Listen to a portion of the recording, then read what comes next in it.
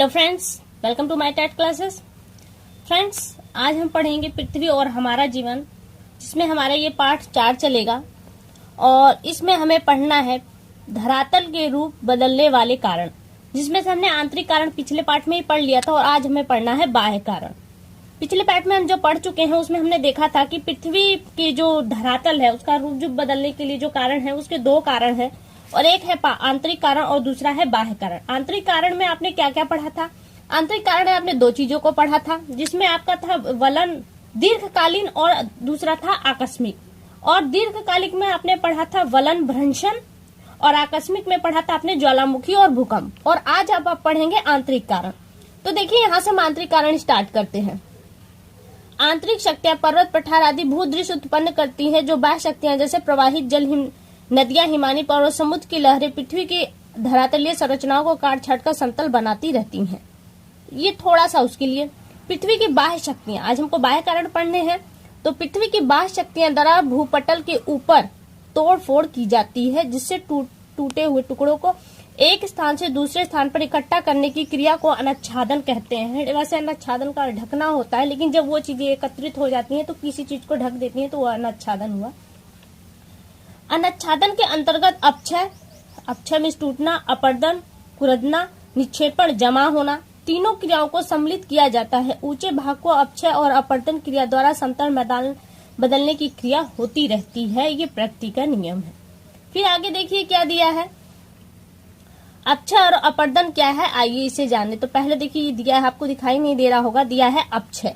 हम पहले पढ़ेंगे अपक्षय। ये 3 क्रियाएं हैं, अपक्षय, अपर्दन और निक्षेपण। इसमें हम पढ़ेंगे अपक्षय क्या है। ऋतु और मौसम के प्रभाव द्वारा चट्टानें धीरे धीरे अपने ही स्थान पर छोटे छोटे टुकड़े में टूटती रहती है। अपक्षय में होता है टूटना। जो ये टुकड़े जब टूटते हैं तो दिया है चट्टानों के अपने स्थान पर टूटने की क्रिया को अपक्षय कहते हैं। इसमें टूटे हुए टुकड़ों को एक स्थान से दूसरे स्थान पर नहीं ले जाता। अपक्षय के कार्य से ताप, वर्षा, जल, पाला, वनस्पति, जीव जंतु तथा मानव का हाथ रहता है। ये मुख्यतः 3 रूप है। अब यहाँ पे बताया कि जो अपक्षय की क्रिया है वो 3 भागों में होती है। वो तीनों भाग देखिए यहाँ पे क्या क्या दिए गए हैं। 3 भाग देखिए। एक भाग पहले क्या दिया है, ये थोड़ा सा रेड बॉक्स में बच्चों के लिए दिया गया है। पहला है भौतिक अपक्षय, रासायनिक अपक्षय और तीसरा है हमारा जैविक अपक्षय। तो पहले हम देखते हैं भौतिक अपक्षय क्या है। चट्टाने अपने एक भौतिक बनावट के कारण, उनके अंदर गर्मी के कारण फैलाव और ठंडी के कारण सिकुड़न उत्पन्न होती है और ये क्रिया बार बार होने की वजह से चट्टाने जो होती है मुलायम हो जाती हैं और वो टूट जाती हैं। तो ये हो गया उसका भौतिक अपक्षय। रासायनिक अपक्षय। रासायनिक अपक्षय में क्या बताया गया है, चट्टानों में अनेक प्रकार के खनिजों का सम्मिश्रण पाया जाता है। पानी के संपर्क में इन तत्वों में परिवर्तन होता है और इन परिवर्तन में शैल चट्टान के बंधन ढीले पड़ जाते हैं। जो आपस में बंद होता है, आपने पढ़ा होगा, वो ढीले पड़ जाते हैं और रासायनिक प्रक्रिया में चट्टाने टूटने लगती हैं। इस प्रक्रिया को रासायनिक अपक्षय कहते हैं। जब ये रासायनिक प्रक्रिया होती है जिसके परिणाम स्वरूप इसके जो अणु आपस में बिखरने लगते हैं और ये चट्टाने टूट जाती हैं। फिर आगे दिया है आपका जैविक अपक्षय। अब देखिए जैविक अपक्षय में क्या है। जैविक अपक्षय, हालांकि पढ़ने से अंदाजा लग रहा है, जहाँ पे जीवों का हाथ होता है वो जैविक अपक्षय में आते हैं। ये नीलो बॉक्स में आपके लिए कुछ भी नहीं है। देखिए, पृथ्वी पर रहने वाले जीव जंतु तथा मानव विभिन्न क्रियाओं द्वारा चट्टानें कमजोर होती हैं, जैसे जंतुओं द्वारा बिल बनाना, मानव द्वारा खाने खोदना, सड़कें बनाना, सुरंग बनाना आदि जैविक अपक्षय के अंतर्गत ये सब आते हैं। फिर यहाँ पे दिया है पौधे उगने लगते हैं, जिसकी जो दरारें पड़ जाती हैं उसमें पौधे उगने लगते हैं। जब ये पौधे बड़े होते हैं तो उनकी जड़ों के कारण से इन चट्टानों में टूट उत्पन्न होती है और ये चट्टानें कमजोर हो जाती है और इसे जैविक अपक्षय कहते हैं। क्रियाएं मानव द्वारा भी है, पशु पक्षियों द्वारा और पौधों द्वारा भी होती हैं अपक्षय की क्रिया।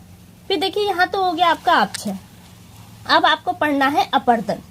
अपक्षय, अपर्दन। अपक्षय में टूटना, अपर्दन में होता है बहाकर ले जाना। बहाकर, आपने देखा होगा कि बरसात के दिनों में जब बारिश होती है तो बारिश की बूंदें तो साफ गिरती हैं, लेकिन उसमें मिट्टी के कण मिलकर घुलकर मट्टी वाला पानी बन जाता है। तो ये क्या है, ये बहाकर मट्टी को ले जाता है अपने साथ। इसमें पढ़ा दिया क्या गया है, जब प्रवाहित जल, पवन, समुद्री लहरें, हिमानी आदि शक्तियां चट्टानों में, कौन से, केवल देखिए यहाँ पे जल से रिलेटेड है, जल, पवन, समुद्री लहरें, हिमानी, पवन भी है इसके अंतर्गत, शक्तियां चट्टान में तोड़फोड़ करती है तथा परिवहन द्वारा जो ढो कर ले जाने की प्रक्रिया है मिट्टियों को, चाहे घोल कर चाहे उड़ाकर, तो क्या दिया है, उन्हें दूसरी जगह ले जाती है, तो इस क्रिया को अपर्दन कहते हैं। एक जगह से मिट्टी का हट जाना अपर्दन क्रिया कहलाती है। ये देखिए इस बॉक्स में क्या दिया है, आपने खेतों में वर्षा का जल तथा नदी में बहता जल दोनों देखे होंगे, दोनों में मिट्टी होती है तथा क्या आप बता सकते हैं कि यह मिट्टी कहाँ से आती है और कहाँ चली जाती है। ये बच्चों के लिए यहाँ पे देख लीजिए। आपने अनुभव किया होगा कि अधिक वर्षा होने पर जल के साथ मिट्टी की ऊपरी परत भी बह जाती है, यह भी ऊपरी अपर्दन की क्रिया है जो मृदा अपर्दन कहलाती है। इसके द्वारा मिट्टी के उपजाऊ परत बह जाती है, जिसके रोकथाम के उपाय की चर्चा कीजिए, बच्चों के लिए है। फिर दिया है अपर्दन मानवीय क्रियाओं द्वारा भी होता है। मानवीय क्रियाएं कौन कौन सी है ये देखिए। गांवों, कस्बों, नगरों के जैसे विकास होता है, भवनों का निर्माण होता है जिसके लिए जमीन की खुदाई होती है, वनस्पतियों को साफ किया जाता है, फलस्वरूप क्या होता है, ऊपर की मिट्टी पानी के साथ या हवा के माध्यम से अपर्दित हो जाती है। अपर्दन एक गतिशील क्रिया है, अपक्षय से भिन्न है। अपक्षय यानी कि अपक्षय में से होता है टूटना, और अपर्दन मतलब होता है किसी एक जगह से मिट्टी का या रेत का, बालू का दूसरे स्थान पर चले जाना, यह है अपर्दन की क्रिया। फिर क्या है, अब देखिए आ गया निक्षेपण। निक्षेपण में होता है जमा होना। निक्षेपण जमा होगा कब, जब अपर्दन होगा तभी जमाव भी होगा। अभी आपने देखा कि जब अपर्दन की क्रिया हो रही है तो होता क्या है कि मिट्टी एक स्थान से दूसरे स्थान पर पानी के माध्यम से या फिर पवन के माध्यम से उड़कर दूसरी चली वहां से हट जाती है, लेकिन फिर जब वो उड़ती है तो कहीं ना कहीं वो गिरती है जमीन पर, तो जहां पे वो गिरती है तो वहां पे वो इकट्ठा होती है, तो इस क्रिया को हम कहते हैं निक्षेपण, यानी कि एक स्थान से दूसरे स्थान पे आकर टिकना, इकट्ठा हो जाना निक्षेपण कहलाता है। देखिए यहाँ पे रेड लाइन में क्या दिया है, वर्षा का जल, भूमिगत जल, नदी, पवन, हिमानी, सागरीय लहरें चट्टानों को कुरेदकर उन्हें कैसे अपर्दित करते हैं, आइए जाने। कुछ दिए गए हैं उनकी क्रियाएं, वो देखते हैं। पहला निक्षेपण में ही दिया गया है आपका प्रवाहित जल, यानी कि बहता हुआ जल। बहता हुआ जल अपर्दन की क्रिया कैसे करता है, देखा होगा। इसकी पहले ये देख लेते हैं। जल का बहता रूप नदी या सरिता कहलाता है। सरिता क्या है, नदी का पर्यायवाची है। एक तो हिंदी से यहाँ पे ये मिला। फिर नदी का अपर्दन कार्य सबसे महत्वपूर्ण है। नदी का अपर्दन कार्य नदी के ढाल, जल की मात्रा तथा वेग पर निर्भर करता है। हल्का जल बहेगा तो नहीं अपर्दन होगा, तेज गति से बहता है या भारी मात्रा में बहता है तो जल अपर्दित होता है। इसलिए नदियां पर्वत भागों में अधिक अपर्दन करती हैं। इसके विभिन्न मैदानी और डेल्टाई भागों में अधिक निक्षेपण होता है। नदियां अपर्दन या निक्षेपण द्वारा विभिन्न प्रकार की भू आकृतियों का निर्माण करती हैं, जिसमें आता है नदी पर्वत क्षेत्र में अपनी तली को काटकर, जो पहली भू आकृति दिखा रहा है, पर्वतीय क्षेत्र में कौन सी नदी जब अपनी तली को काटती है, गहरी करती है, तो वहां पे वी आकार की घाटी बनती है। कौन सी घाटी बनती है, वी आकार की घाटी। तो यहाँ से आपका एक प्रश्न बनेगा कि वी आकार की घाटी कहाँ बनती है, तो वी आकार की घाटी पर्वतीय क्षेत्रों में नदियों द्वारा निर्मित होती है। जब वी आकार की घाटी गहरी एवं सक्रिय होती है तो उसे गार्ज कहते हैं। यहाँ से भी प्रश्न बनेगा कि गार्ज किसे कहते हैं, तो गार्ज वी आकार की गहरी घाटी एवं सक्रिय जो घाटी है उसे गार्ज कहते हैं। फिर आइए दूसरा देखते हैं आगे क्या दिया है। ये हमने पढ़ा प्रवाहित जल। अब है जल प्रपात, झरना जिसे कहते हैं, झरना जल प्रपात। तो जब नदी के रास्ते को मुलायम चट्टाने परतें मिलती हैं, मुलायम चट्टाने भी कठोर चट्टाने भी मिलती हैं, तो नदी क्या करती है, जो मुलायम चट्टाने हैं उन्हें काट देती है, जो कठोर चट्टाने हैं उन्हें नहीं काट पाती, जिसके परिणाम से तो क्या होता है, नदी का जो तल है वो उबड़ खाबड़ होता है और जल प्रपात की स्थिति बनती है। और यहाँ पे दिया है विश्व का सबसे ऊंचा जल प्रपात। विश्व का सबसे ऊंचा जल प्रपात कौन सा है, दक्षिणी अमेरिका के वेनेजुएला का एंजल जलप्रपात विश्व का सबसे ऊंचा जलप्रपात है। भारत के कौन से जलप्रपात है, भारत के कुछ प्रमुख जलप्रपात है। शरावती नदी पर आपका है जोग जलप्रपात, सबसे ऊंचा जलप्रपात है।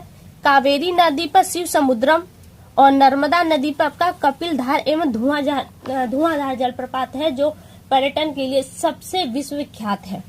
फिर देखिए आगे क्या दिया गया है। अब आपका आगे आ गया पर्वतीय भाग में जब नदी नीचे मैदानी भाग में उतरती है तो उसकी गति धीमी पड़ जाती है। ढाल कम होने के कारण धीमी गति पड़ जाती है। नदियां सीधे मार्ग में न चल के क्या करती हैं, टेढ़ा मेढ़ा रास्ता इख्तियार करती हैं। इस टेढ़े मेढ़े रास्ते को विसर्प कहते हैं। प्रश्न बनेगा कि विसर्प किसे कहते हैं, तो नदियों के टेढ़े मेढ़े रास्ते को विसर्प कहते हैं। नदी के सागर में गिरने से पहले उसमें बहने की गति अधिक धीमी पड़ जाती है। इस कारण नदी के मलबे का निक्षेपण होने, यानी कि जो मलबा नदी दूर तक बहाकर अपने साथ लाई है वो क्या करती है, मुहाने पे उसे इकट्ठा करने लगते हैं। निक्षेपण भी इकट्ठा करना, जमा करना। तो वहां पे क्या होता है, इस मलबे के निक्षेपण करने से डेल्टा का निर्माण होता है। और भारत का जो सुंदरवन का डेल्टा है वो विश्व का सबसे बड़ा डेल्टा है। वो किस नदियों पर है, गंगा और ब्रह्मपुत्र नदियों पर ये डेल्टा बना हुआ है। फिर आगे देखिए हमारा दिया है भूमिगत जल। भूमिगत जल में क्या है, जो भूमि के अंदर अंदर ही जो जल बहते हैं उनको भूमिगत जल कहते हैं। और यहाँ पे हम भू आकृतियां पढ़ रहे हैं कि इसके वजह से कौन सी भू आकृतियां पड़ती है, क्योंकि हम संरचना ही देख रहे हैं। तो यहाँ पे दिया गया है, आप जानते हैं कि वर्षा का कुछ जो जल है चट्टान और मिट्टी में प्रवेश कर जाता है। पहाड़ में कहीं कहीं चूने की चट्टानें मिलती है जिससे जल रिसकर चट्टान के भीतर पहुंच जाता है तथा रासायनिक अपक्षय द्वारा चूने को घुलाकर दूर बहा ले जाता है, जिसकी पहाड़ी में गुफा या सुरंग बन जाती है।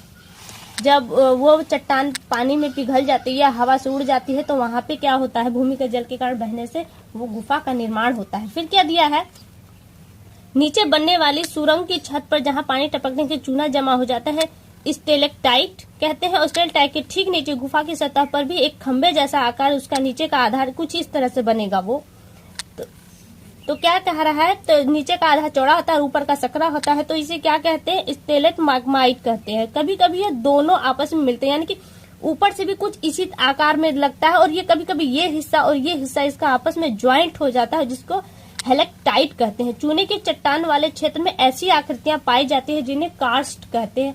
और इन आकृतियों को, ये जो आकृतियां हैं, इसे क्या कहते हैं, क्रास्ट कहते हैं, कास्ट। फिर अगला है हमारा हिमानी। हिमानी में क्या है देखिए, ऊंचे पर्वतों जब कोई हिमखंड ढाल पर ये जाली की जो नदियां हैं, जो पर्वतों पर नदियां बहती हैं, वो जब हिम से आच्छादित हो जाती हैं तो हिम के साथ ही वो बहना स्टार्ट करती हैं। जब ये हिम के साथ बहती हैं तो पहले से ही निर्मित वी आकार की जो घाटी होती है, क्योंकि पर्वतों पर वी आकार की घाटियां आपको मिलेंगी, नदियों द्वारा बनाई गई, तो यही वी आकार की घाटियों में वह प्रवेश करती हैं और हिमखंडों के साथ, जिसके कारण से ये वी आकार की घाटियां यू आकार की घाटियों में कन्वर्ट हो जाती हैं, बदल जाती हैं। और फिर क्या दिया है, इसका ढाल खड़ा तथा तल चौड़ा होता है। जब हिमानी चट्टानों को घर्षित कर उनका चूड़ पर्वत के निचले भागों में जमा होता है। कहते हैं जब ये बड़े बड़े चट्टाने होते हैं हिम के, तो ये क्या कहते हैं, पर्वतों को दोनों ओर से कुरेदती हैं। और कुरेदने के परिणाम स्वरूप जो पर्वत का चूड़ निकलता है वो क्या होता है, नदियों के सतह में वो बैठने लगता है। और इस सतह को जो जमा हुआ है मलबा उसके अंदर कर पर्वतों को कुरेदने से, तो उसे हम क्या कहते हैं, उसे हिमोड कहते हैं, कहा जाता है। अब दिया है पवन। पवन से कौन सी आकृति बन रही है, ये भी सब अपर्दन का है।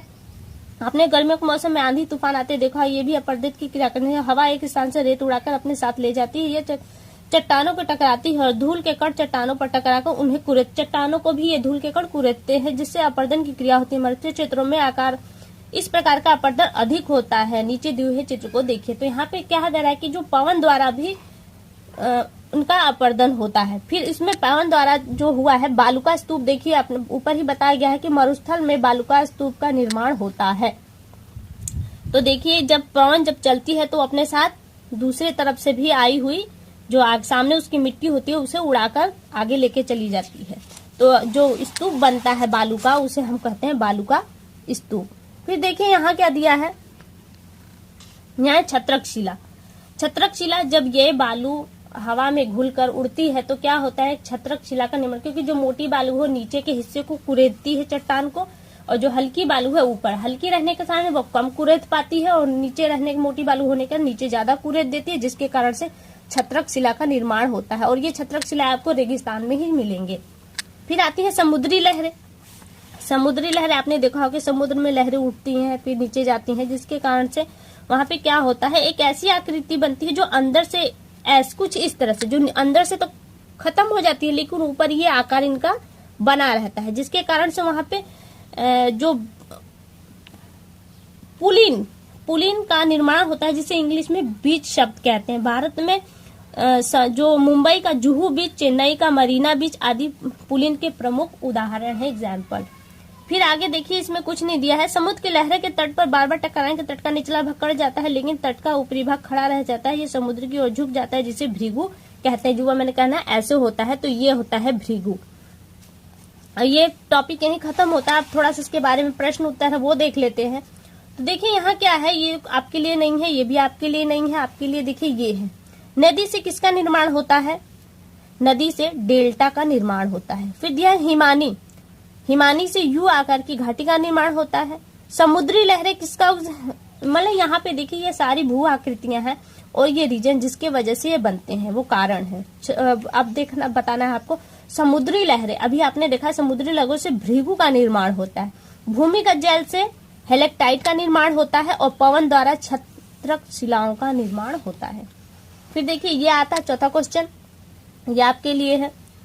पवन द्वारा निर्मित स्थलाकृति कौन सी है? बालुका स्तूप, स्टेलेमाइट, डेल्टा, विषद। तो क्या है इसमें पवन द्वारा जो निर्मित आकृति है वो है आपका बालुका स्तूप। स्टेलेमाइट ये आपका भूमिगत जल द्वारा होता है, डेल्टा नदियों द्वारा, विसर्प नदियों के मोड़ को कहते हैं विसर्प। चट्टानों के अपने स्थान पर टूटने की क्रिया कहलाती है, चट्टानों के अपने ही स्थान पर टूटने की क्रिया विघटन कहलाती, अपक्षय कहलाती है। अपक्षय। भूमिगत जल द्वारा निर्मित आकृति, जो भूमिगत, भूमि के अंदर अंदर ही जल जो बहता है उसके कारण कौन सी भू आकृति का निर्माण होता है? तो क्या है वो स्टेलेक्टाइट का निर्माण होता है भू आकृति का। पृथ्वी की आंतरिक शक्तियां, आपने इस टॉपिक में पृथ्वी की बाह्य शक्तियों के बारे में पढ़ा, पिछले टॉपिक में आपने पूरी आंतरिक शक्तियों के बारे में पढ़ा था। तो देखिए आंतरिक शक्तियां, अपक्षय बाहरी है, अपर्दन भी बाहरी है, अनाच्छादन भी बाहरी है। तो आपका आंतरिक कौन सा बचा? केवल भूकंप। तो ये इसका आंसर हुआ। तो फ्रेंड्स आज के टॉपिक के लिए ये यहीं पे समाप्त होता है। अगली टॉपिक आपसे फिर बहुत जल्दी मुलाकात होगी, तब तक के लिए नमस्कार।